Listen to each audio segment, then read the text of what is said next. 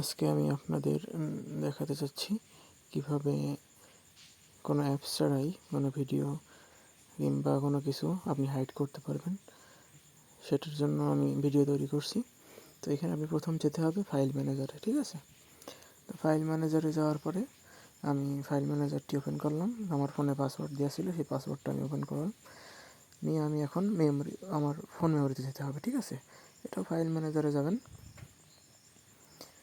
File ম্যানেজারে যে এই যে দেখতে পাচ্ছেন যে আমার ফোনের ওইখানে যে তিনটি ডট আইকন আছে, তিনটি ডট আইকনে প্রেস করবেন।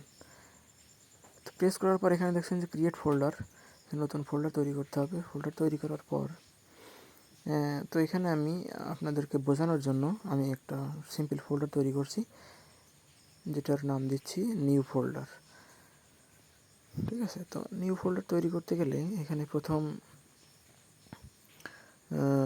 ফোল্ডার নিউ এর আগে আমার ডট চিহ্ন দিতে হবে। এটাই হচ্ছে মেইন ঘটনা, যে ডট চিহ্ন দিলে ফোল্ডারটি লুকিয়ে যাবে। তো এই যে আমিও ডট চিহ্ন দিলাম, দিয়ে ওকে যখন প্রেস করলাম তখন আমার এখানে বলতেছে ফাইলটি অটোমেটিক্যালি হাইড হয়ে যাবে। তো দেখুন যে ওকে করার পর আমার ফোল্ডারটি হাইড হয়ে গেছে। নিউ ফোল্ডার নামে কোনো ফোল্ডার আমার ফোনে নাই। তো আমি ওই যে আবার আপনাদের একটু বললাম যে তিনটি ডট আইকনের উপর ক্লিক করে এখানে আমি আবার শো হিডেন ফাইলস যখন ক্লিক করব তখন ওই যে নিউ ফোল্ডারটি দেখতে পাচ্ছেন, ঠিক আছে?